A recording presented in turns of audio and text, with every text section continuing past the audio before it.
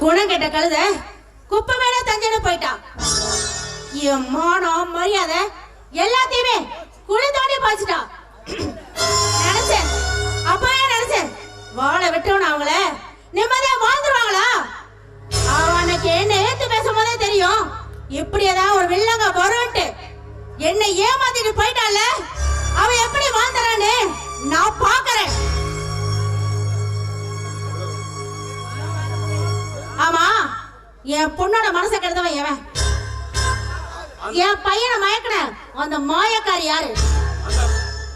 அந்த பையன் பேரு பசுபதி. நல்லா படிச்சிருக்கான், கோழி பண்ணையில நல்ல வேலையில இருக்கான். மாசம் 10,000 சம்பளம். வெளியே கேட்டா நல்ல பையன்னு சொல்றாங்க, தங்கமான பையன்னு சொல்றாங்க. அடுத்தது பாத்தீங்கன்னா 3 ஏக்கர் மேடாங்காடு இருக்கு. அவன் குணத்தை கொண்டு போய் குப்பையில போடு, அவன் படிப்பை கொண்டு போய் பாறையில போடு. அவன் படிப்பும் குணமும் யாருக்கு வேணும்? பணம் மட்டும் தான் வேணும். பணம் உள்ளவன் தான் மாப்பிள்ளையா வரும்னு நினைச்சேன். கேடு கேட்ட பிச்சைக்கார மாப்பிள்ளையா? எப்பா 3 ஏக்கர் சொத்து, எனக்கு 30 ஏக்கர் இருக்கு. 30 ஏக்கர் சொத்து உள்ள எனக்கு 3 ஏக்கர் உள்ள மருமக. என்ன சொன்ன? மாசம் 10,000 சம்பளமா?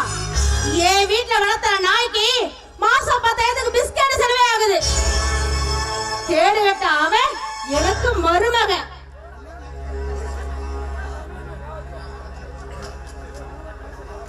எப்பா ஒண்ணு மட்டும் வச்சுக்கோ, இந்த அலங்காரி மாலோட அவனை வாழ விட்டுவனா? சரி மேல சொல்லு.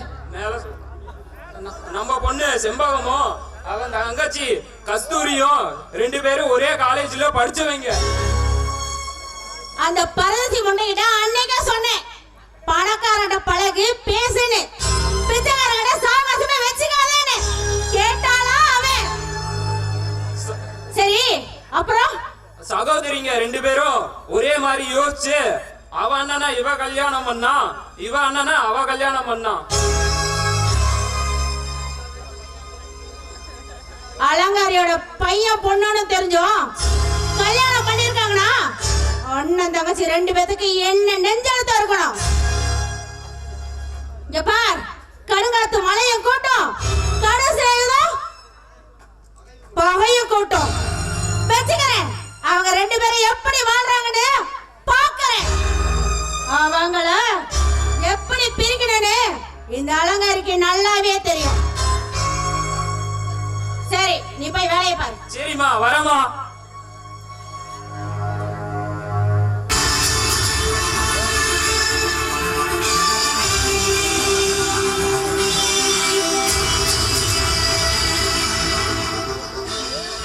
காரியத்துல கண்ணா இருக்கும் அலங்காரி, இல்ல காஞ்ச மாடு கம்பங்கொடையில மேய்தான் செய்யும். என்ன அலங்காரி அப்படி பாக்குற? என்ன மீறி எது நடக்காதுன்னு சொன்ன, ஆனா உன் பொண்ணு உனக்கே ஆப்போசிட் போயிட்டான்.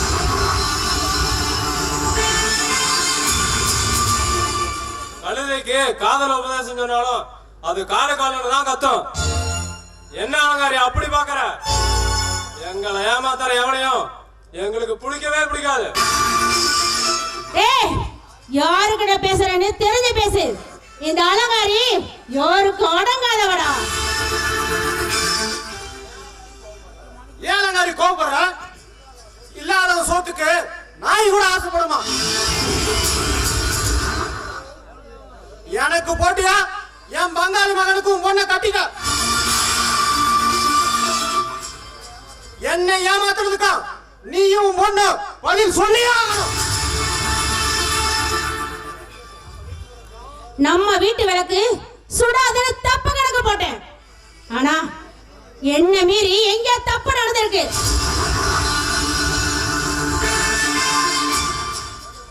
கொஞ்சம் பொறுமையா இரு சதுபதி. என் மகன் உனக்குதான், அதுல எந்த மாற்றமும் இல்லை. இன்னும் எத்தனை நாளைக்கு நீ பொறுமையா இருக்கு சொல்ற? நான் ஆசைப்பட்டவன் அடுத்தவங்க கூட்டிட்டு ஓடி போவான், அதை எனக்கு வேலைக்கு பார்த்து சும்மா இருக்க சொல்றியா? அவமானப்பட்டவனுக்கு தான் அலங்காரி வழி தெரியும். சேதுபதி, குறி சொல்றவனுக்கு அவனோட தலையெழுத்து அவனுக்கே தெரியாதுன்னு சொல்லுவாங்க. ஏன் நெஞ்சுக்குள்ளேயும் நெருப்பா கோச்சிட்டு இருக்கு. பொறுமையா தான் இருக்கணும். நல்ல மாதிரி நினைச்சு என்ன ஏமாத்துறால, அதே மாதிரி நல்ல மாதிரி நினைச்சு அவங்களையும் ஏமாத்துறேன். கூடி சீக்கிரமே என் பொண்ண வாழை வெட்டி ஆக்கி ஓ கண்ணு முன்னாடி கொண்டு வந்து நிறுத்துறேன். சொத்து உனக்குதான், என் பொண்ணு உனக்குதான். நான் கூடி சீக்கிரம் எண்ணி ஒரே ஒரு வாரத்துல அவன் கண்ணு முன்னாடி நிக்க வைக்கிறேன்.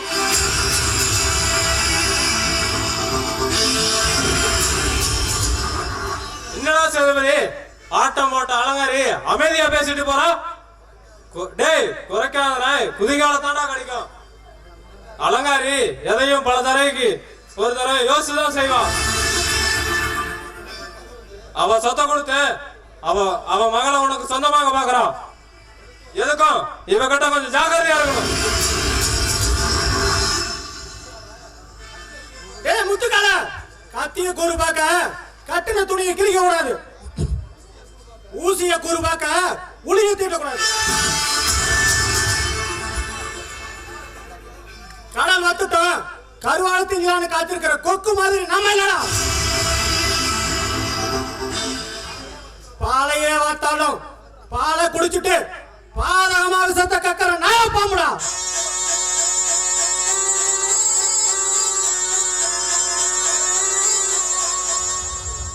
அலங்காரி சொத்து மட்டும் என் பேருக்கு வரட்டும்.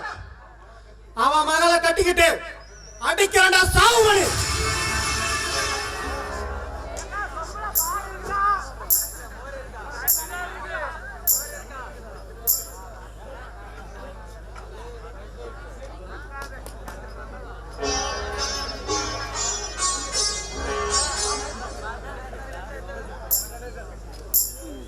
செண்பகம், இப்படி ஒரு கல்யாணம் நடக்கும்னு நான் கனவுலயே நினைக்கல.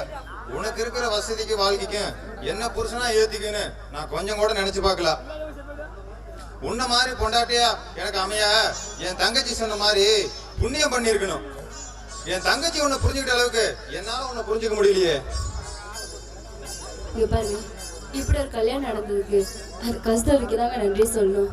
இங்க இனிமே என்னால எப்பயுமே இந்த குடும்பத்துக்கு கஷ்டம் வராது. இந்த குடும்பத்துக்கும் கண்ணீர் சிந்த ஓட மாட்டேன். ஆமா, உங்ககிட்ட உன்னை கேட்பேன், தப்பா நினைக்க கூடாது. கல்யாணத்துக்கு முன்னாடி என்னை பிடிச்சிருக்கான்னு கேட்டல, அப்ப நீங்க என்ன பிடிக்காத மாதிரி பதில் சொன்னீங்க. நிஜமாலுமே என்ன உங்களுக்கு பிடிக்கலையா? செண்பகம், உன்னை எனக்கு ரொம்ப பிடிக்கும். பிடிக்காமையா தாலி கட்டி கல்யாணம் பண்ணிக்கிட்டேன். ஆனா அதை வெளியில காட்டிக்க மாட்டேன். அப்போ மனசுக்குள்ள ஆசை வச்சுட்டு தான் என்ன பிடிக்காத மாதிரி நடிச்சீங்களா? இன்னும் சொல்லாத ஆசைகள் எத்தனையா இருக்கு, அதெல்லாம் சொல்லாம செய்யணும். என்ன செய்யணும்? முதல்ல கட்டி பிடிச்சுக்கோ.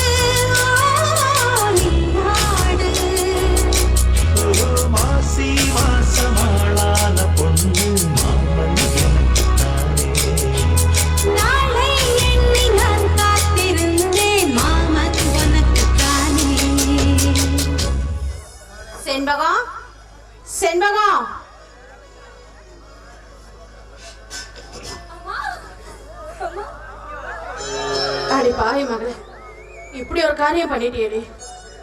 உனக்கு எப்படி மனசு வந்தது? அம்மா என்ன மன்னிச்சிருமா.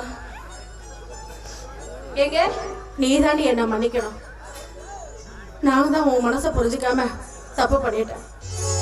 சரி ரமேஷ், என்ன மன்னிச்சிருப்பா. என்னம்மா பெரிய பெரிய வார்த்தைகள்லாம் பேசுறீங்க? உங்களுக்கு தெரியாம கல்யாணம் பண்ணதுக்கா நீங்க தான் எங்களை மன்னிக்கணும். என்ன மருமகளே அப்படி பாக்குற? என் பையன் நல்ல பொண்ணை தான் தேர்ந்தெடுத்திருக்கான். அத்தை என்ன அவசரம் பண்ணுங்க. நல்லா இருக்கும். 100 வருஷம் எந்த குறையும் இல்லாம சந்தோஷமா இரு. இந்த அத்தையோட ஆசீர்வாதம் உனக்கு எப்பயும் இருக்கும். செண்பகம், அம்மா காபி கொண்டாந்து கொடுமா. பரவாயில்லப்பா, அதெல்லாம் ஒன்றும் வேண்டாம். இன்னும் நாளைக்கு வந்து விருந்தே சாப்பிடலாம். என் மகன் வீட்டுல சாப்பிட்றதுக்கு எனக்கு என்ன கூச்சம்? இன்னொன்னுப்பா, என் மகனையும் மருமகளையும் எங்க வீட்டுக்கே கூட்டிட்டு போலான்னு இருக்கோம். ஏன்னா என் மகனையும் பிரிஞ்சு ஒரு நாள் கூட இருந்ததில்ல. இப்பதான் என் மருமக வந்துட்டால, இனிமே வாழ்நாள் பூரா இவ்வளவு சந்தோஷமா வச்சுக்கிறதா என்னோட கடமை. அவ சந்தோஷத்துக்காக நான் என்ன வேணாலும் செய்வேன். அத்தை, உங்களை பத்தி நானே என் தங்கச்சியும் தப்பா நினைச்சிட்டோம். எங்க என்னையும் என் தங்கச்சியும் ஏத்துக்க மாட்டீங்களான்னு நினைச்சோம். உங்க நல்ல மனசு யாருக்குமே வராதுங்க அத்தை. இனிமே என் தங்கச்சி பத்தி நான் கவலைப்பட தேவையே இல்லை. அவளை சந்தோஷமா பாத்துங்கிற நம்பிக்கை எனக்கு வந்துருச்சு அத்தை. நீங்க எதை பத்தியும் கவலைப்படாதீங்க. இவங்க சந்தோஷமா வாழ்ற வாழ்க்கைய நீங்க பார்க்கத்தான் போறீங்க. இவங்க வாழ்க்கை சந்தோஷமா இருக்கணுங்கிறதுக்காக நான் எதை வேணாலும் செய்ய தயாரா இருக்கேன். மருமா கிளம்பலாமா? ரமேஷ் போலாமா? செல்வம், நாளைக்கு உன் வீட்டுக்கார கூட்டிட்டு கண்டிப்பா வரேன். நாங்க இப்ப முன்னாடி கூட்டிட்டு போறேன். சரிம்மா, கண்டிப்பா நாளைக்கு நாங்க வந்துடுறோம். செண்பகம், உங்க அம்மா இவ்வளவு நல்லவங்களா இருப்பாங்கன்னு நான் எதிர்பார்க்கவே இல்லடி. அவங்கள எனக்கு ரொம்ப பிடிச்சிருக்கு. நீ நானும் நினைச்ச மாதிரி நம்ம 2 பேரும் சந்தோஷமா வாழ போறோம். சரி சரி, நாளைக்கு அண்ணனை கூட்டிட்டு நேரமா வீட்டுக்கு வந்துடும். உனக்காக நான் காத்துட்டு இருப்பேன்டி. சீக்கிரம் வந்துடு. அண்ணா இங்க பாரு, என்னை பத்தி நீ கவலைப்படாத. உன் தங்கச்சி உன் கண்ணு முன்னாடி சந்தோஷமா வாழதா போறா. அதை நீ பார்க்கதான் போற. என்னை பத்தி கவலைப்படாம சரிம்மா, நீ சந்தோஷமா போயிட்டு வா. உன் புருஷனும் உன்னை உங்க அத்தையும் உன்னை நல்லா பார்த்து நம்பிக்கை எனக்கு இருக்கு. நீ சந்தோஷமா போயிட்டு வாமா.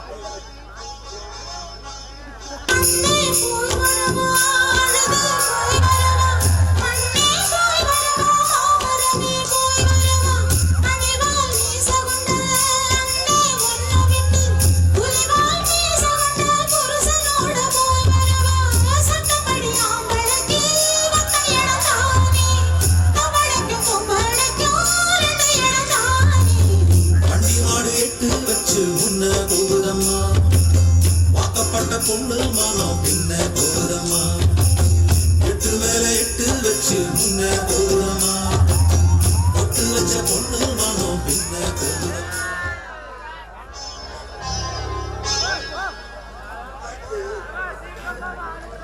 எரியுது முத்தம்மா, எரியுது. என்னையாச்சு? ஏன் கத்துற? சொல்லல சீக்கிரம். அங்கதான் முத்தமா எரியுது, அங்கதான் எரியுது. அங்க எரியுதா? அங்க போய் என்ன பண்ண நீ? தேன் கொண்டு வர. தேன் கொலை கடிச்சு வீங்கி போச்சு முத்தமா. வீங்கி போச்சா? நல்லா தண்ணியை கொதிக்க வச்சு எடுத்து உள்ள விட்டான் பாரு, உயிரே போற மாதிரி ஆயிடுச்சு. ஏன் அப்படியே 5 நிமிஷம் வைக்கிறது? போகாம வெந்து போயிருக்குல, ஆறுகட்ட குண்டோம். உனக்காக தேன் கொண்டு வர. கரசு பண்ண கனதாசன் விட்டு காட்டுக்கு போனா அங்க 2 பொம்பளைங்க பூக்காட்டுல பூ பறிச்சிட்டு இருந்தாங்க. அத நம்ம அண்ணன் உத்து பாத்துட்டு இருந்தாரு. சிவபூஜையில கரடி பூந்த மாதிரி நான் போனா என்ன கோவத்துல இருந்தாரா தெரியல. நான் தேன் கேட்டதுக்கு தூரத்துல ஒரு மரத்தை காட்டி அந்த மரத்துல தேன் இருக்குன்னு சொன்னாரு. துணியெல்லாம் அவுத்து போட்டுட்டு கோவணத்தோட ஏறினாதான் தேன் எடுக்க முடியினாரு. நானும் அதை நம்பி வேட்டி சட்டையெல்லாம் அவுத்து போட்டுட்டு அருவாளை அருணா கைத்துல செருகிட்டு கோமணத்தோட மரத்துல ஏறி எடுத்தான் பாரு அருவாளை. அருணா கயிறு அருந்து போச்சு, கோமணம் காத்துல போச்சு. மானம் போச்சுன்னா மயிரே போச்சுன்னு குடிச்சா பாரு தேன் கூட்டா ஒரு 7-8 குலைய சும்மா புடுங்குன்னு புடுங்கிடுச்சு முத்தம்மா. வலி தாங்க முடியல முத்தம்மா, ஒண்ணுக்கு கூட விட முடியல முத்தம்மா. நல்லா இந்த சைஸுக்கு வீங்கி போச்சு. திரும்பவும் பழைய நிலைமைக்கு வருமா? யோ டாக்டர் போனே எதுக்கு இங்க வந்த? யோ நீ ஏன் வந்த? என்ன முத்தம்மா வந்து வராதுமா, ஏன் வந்தேன்னு கேக்குறிய? வாசன் தம்பி, இந்த குஞ்சுக்கு இச்சி இந்த ஆளுக்கு இங்க வீங்கி போச்சாமா. என்ன முத்தம்மா வீங்கி போச்சு? அவகிட்ட கேளு, நான் சொல்ல மாட்டேன். ஏய் நாயே, என்னடா ஆச்சு? அண்ணா ஏன்டா செனைக்கு நிக்கிற எருமையான காலை அவுட்டிக்கிட்டு நிக்கிற? அண்ணா தேன் குலை கடிச்சு வீங்கி போச்சுண்ணே, பாருண்ணே. ஆனா கரும முடிச்சவனே, இத வேற எங்கிட்ட காட்டுறியா? அதுக்கு எதுக்குடா இங்க வந்த? அண்ணா கல்லு முத்தம்மா கிட்ட கள்ளப்பால் இருக்குதுண்ணே, கள்ளப்பால்ல கருப்பட்டி போட்டு காய்ச்சி குடிச்சா சரியா போயிருண்ணே. சின்ன குஞ்சு தானே சொன்னா. யோ எனக்கு இடைக்கழுத்து இருக்கியா, அது பால் வராதே. ஏதோ ஒரு கல்ல முத்தம்மா பீச்சு குடு முத்தம்மா, உனக்கு புண்ணியமா போவோம். யோ அருட முண்டோ, கிடைக்கல எப்படியா பால் வரும், பால் பிடிச்ச முடியும்? முத்தம்மா டேய் சின்ன பெரிய குஞ்சு, முத்தம்மா பால் தாராட்டி போடுறா. என்கிட்ட ஒரு பால் இருக்குது, அதை எடுத்து நீ வைத்தியம் பண்ணினா சரியா போயிரும்டா. அண்ணா அது என்ன பால்ண்ணே, ரொம்ப வலிக்குதுண்ணே. ஆனா பொருடா நான் சொல்றேன், நேரா உங்க வீட்டுல இருந்து நேரா போனீங்கன்னா வச்சுக்க, கள்ளி மரம் நிறைய இருக்கும்டா. ஆமாண்ணா. அங்க போய் ஒரு அரைப்படி பாலை புடிச்சுக்க, ஆ நேரா வீட்டுக்கு வந்து உங்க அம்மா கிட்ட களி கிண்டி தர சொல்லி கேளு. சரிண்ணா. களியும் பாலையும் நல்லா கலக்கி வீக்கு இருக்க இடத்த நல்லா பூசி தேடி தேய்ச்சி விடுறா. ஒரு 5 நாளைக்கு விடு, வீக்கமா இருக்காது, அந்த வலியும் இருக்காதுடா. ரொம்ப நன்றிண்ணே, அப்படியே செய்யறேண்ணே. போய் தொலை. ஏயா கம்ம சுத்தி கள்ளி பழம் வச்சு கட்ட சொன்னியே, அந்த இடம் சீ புடிச்சு போகாது, வெந்து போகாது. ஆனா இவனுக்கெல்லாம் இப்படிதான் மொத்தமா வைத்தியம் சொல்லணும். உனக்கு எப்படி? உனக்கு எங்கேயாவது வீங்கி போச்சுனாலும் சொல்லு, நான் வைத்தியம் சொல்றேன். எனக்கு வீங்கி போச்சா? உனக்கு இருக்காது, ஜாக்கிரதை பையா. நான் புருஷன்